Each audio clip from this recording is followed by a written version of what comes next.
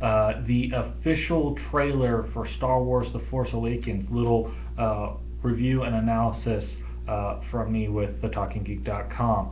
Alright, we get to hear a third voice and a fourth voice, being Rey, but we're getting introduced to a lot of new voices, or a lot of voices, in these trailers and teasers. So this is the first official trailer, just over 2.5 minutes long. Very cool. We see Rey climbing around inside that downed Star Destroyer. How long has it been there? That's a great question. Don't know. Did it happen a long time ago? Is it something more recent and she's looking to scavenge some stuff? She just playing around in the desert? We don't know, but we're hearing the voice of a lady or a female character talking to her, asking who you are. She says no one, obviously trying to keep a low profile. Character in the desert, low profile, screams Skywalker to me. Is it Luke's daughter? Is it Leia's daughter? Is this a Skywalker? Has Luke been watching over her from afar like Obi-Wan did with him? We don't know. What we know is that she is one of the main characters, and I would not be surprised to find out that she is, in fact, Skywalker. Now, I don't know if she's Luke's daughter and Finn's Luke's son. I really like the idea of Finn being Luke's son, so they may not do them both that way. Leia may have a child also. But again, just low profile in the desert really seems like a Skywalker move, as it were. We then see stormtroopers gathered for a speech. Lots of World War II imagery like we've seen before. Very cool scene, just really showing how grandiose the First Order is. It's not some ragtag bunch. It is a second empire of sorts, in that they've got the firepower. They can put out the numbers that takes to take back or take over or keep control of the galaxy. And again, the rebellion has moved from rebellion to resistance, possibly through a New Republic time period. That gap in between the end of Return of the Jedi and beginning of The Force Awakens, those 30 years are still being filled in the media outside of the films. And we may get some films, anthology films from that time period as well, but that hole's still being filled. So we don't know exactly, but we do know that it's no longer the rebellion, it's the resistance, and that they have had victories, but the war is not over, even though the fight was won at Endor. So again, Empire has transitioned in some manner to the First Order. Alright, him without his helmet, this time talking about he was raised to do one thing, but he has nothing to fight for. We guess that he's raised to fight. Is that part of being bred to be a stormtrooper? Was he bred for something else? Palpatine did have a practice, like the Jedi had before, of having a child at a very young age, getting them from their home and raising them. Palpatine is rumored to have done that with other children, though that would put Finn a bit young for that scenario, but something along those lines, where maybe kind of like the Nazis' children's program, where they were raising kids in a certain manner. But he says he has nothing to fight for, so has he lost faith in the First Order? Is he running away from something and he ran to the First Order, found out that wasn't fulfilling whatever need he had, so he's going to run away from the First Order now, or is that the first time he runs away? We don't know. We see a TIE fighter tumbling towards the planet, again alluding to that's how he got there. He escapes from that shooting scene in the hangar that we've seen in the prior teaser, and now he's tumbling to the planet. He gets out, helmet off again, with that shock we saw in the first teaser. Alright, so more Episode 4 imagery as he looks out over a settlement, kind of like how Luke and Obi-Wan were looking out from a bluff. We get to see him looking out over a bluff and see a settlement where we guess Rey is. And that's where they meet. We then see Kylo Ren on the bridge with this red light. I'm guessing that's the new super weapon this red beam of some sort being a super weapon that is capable of much destruction.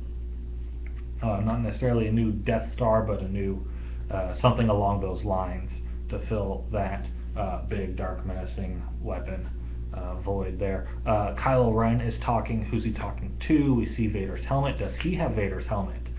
Did he recover it from the funeral pyre or obtain it through other means? Was Kylo Ren a student of Luke?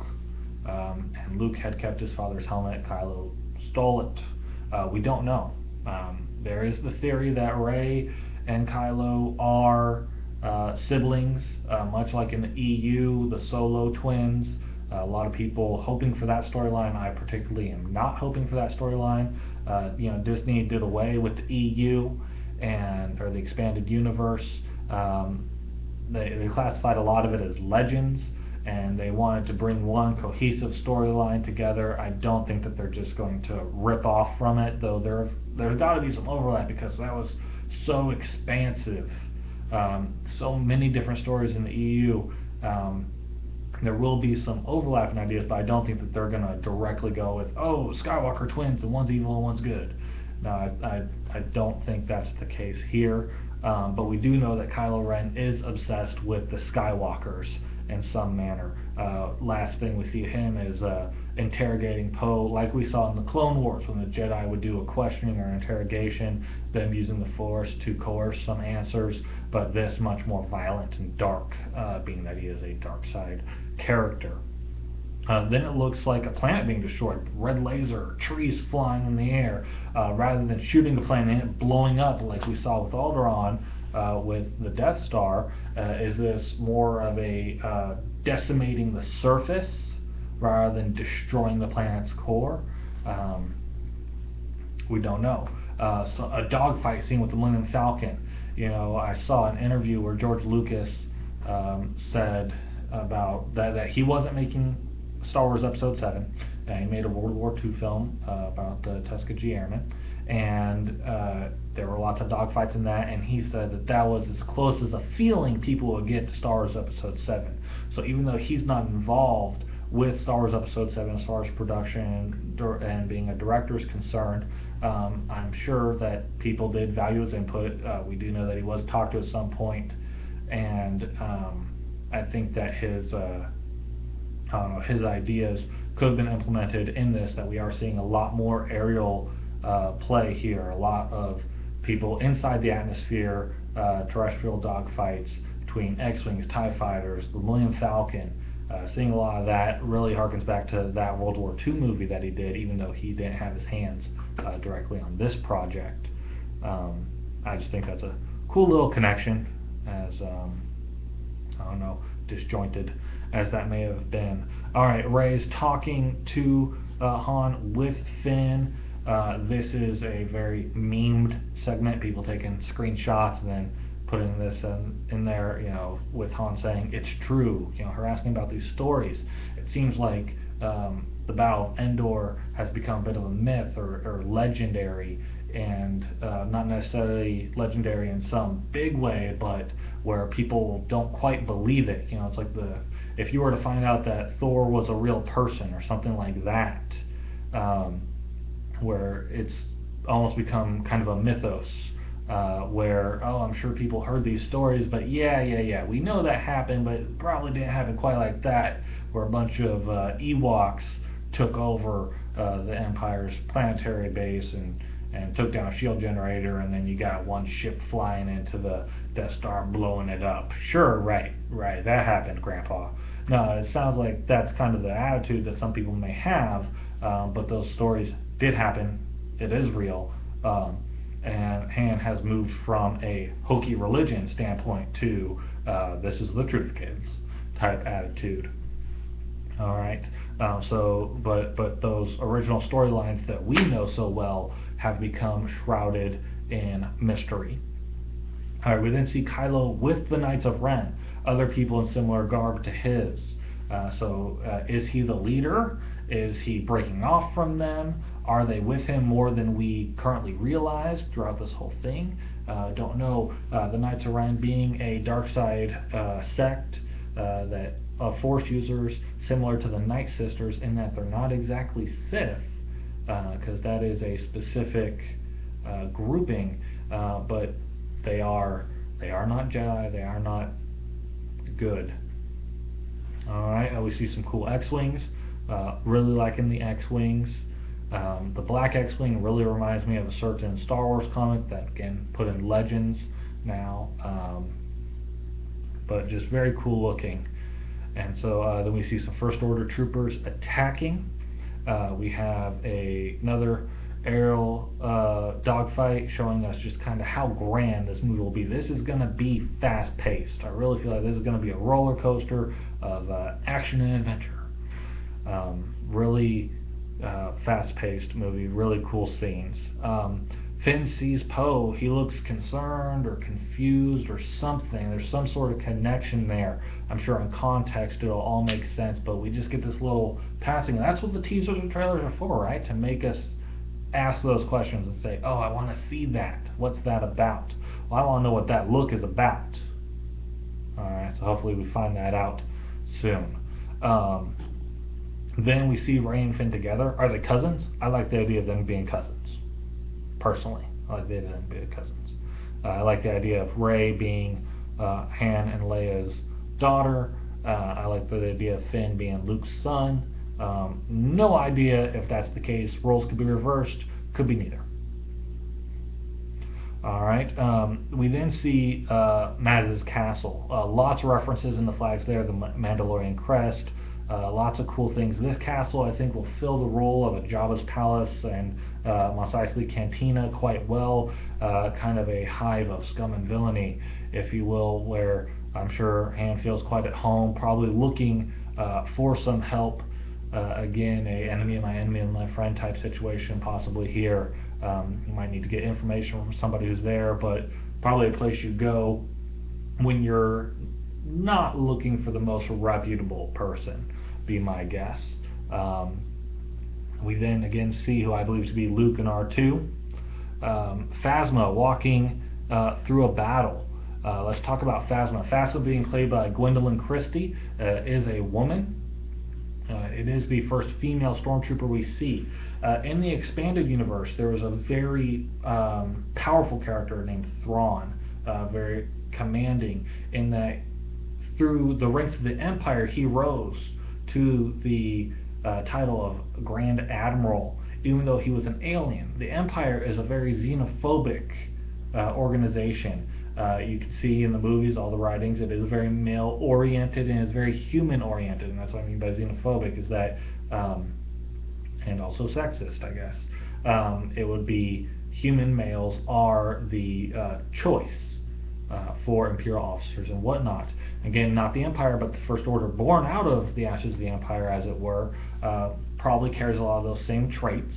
And it's kind of like the first time we see the CEO of a big corporation in our world being a woman. Just kind of like, wow, she must have done something amazing, because she started out at a position not of privilege because people were expecting her to fail, or she had to work harder to prove herself.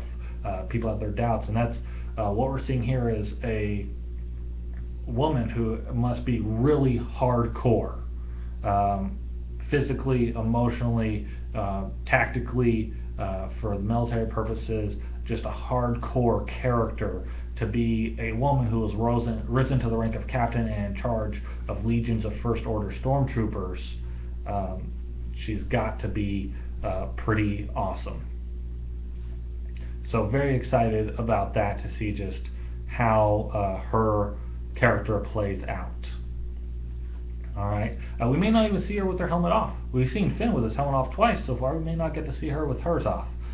We didn't see Boba with his off, so unless you want to count the prequels, but not quite the same. Alright,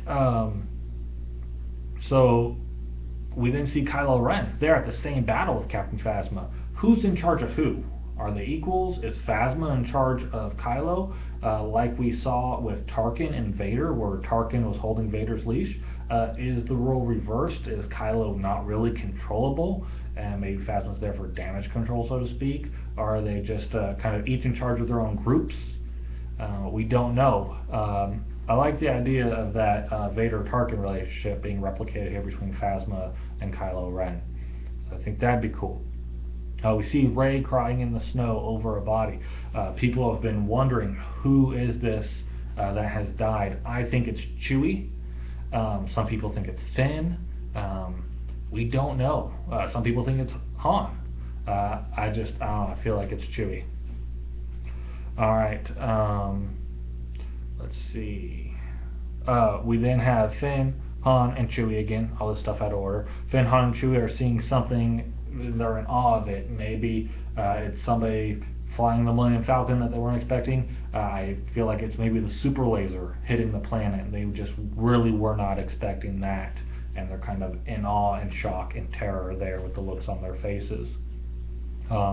We see BB-8 playing the role of an astromech, not just with that recognizable dome figure, but a astromech droid being used in starship navigation. Is this Poe's astromech? We don't know. First Order troopers unloading, very cool scene, just cool imagery. We see a lot more out of these troopers as far as action is concerned than we did of the stormtroopers in the original trilogy. Rey is angrily shooting at something, so she's ticked off. Wouldn't want to be on the other end of that blaster. We're then back to Kylo Ren, nighttime fighting, torching something, really taking a destroy approach to clearing whatever area they're at. They've got flamethrowers, they're looking for something or looking to make an example out of these people. Lots going on here. The movie's going to be non-stop. I can't believe they fit it into 2 hours. Probably could have been 12 hours and would have still watched it. It's almost as long as the other 6 movies put together, so no, we don't need a movie that is that long. But if they made it, again, still watch it. No, 2 hours though, it's going to be intense. It's going to be intense. We see what looks like the Resistance Command blown up. So that'll be interesting, how all that plays out. And then we see Han hugging Leia. Were they together this whole time? Did they have a child or more than one child? You know, were they even together? Did they go their separate ways? We're left with the impression after the Battle of Endor that they're in love, and we all like the idea of them being together forever, but that may not be the case. But I'd like it if it were, personally. We then see Finn with his lightsaber against Ren. Again, this is what leads people to believe that Finn's the one who dies. You know, we probably doesn't have lightsaber training. We don't know his full backstory there, but we do know that Solo in Episode 5 also wielded a lightsaber briefly, you know, just to cut open a tauntaun. And he was not a Force user, so non-Force users, again, like Grievous, can use lightsabers, but up against someone like Kylo Ren would not have fared well, is the idea, and so he gets struck down in Rey's mourning, and that is what some people are saying. Again, I think that's Chewie who died in the prior scene, but it's very cool to see these two are going to duel. And then we see... or we hear this lady talking to Rey, seeming to give the impression that Rey has the Force, that based on her eyes, she's related to somebody that we know. If you pair the audio with the scenes, you would be led to believe that it's Han Solo that she's related to, but that she has the Force, which makes sense if she was Leia and Han's daughter. So check out TalkingGeek.com. Thanks for watching.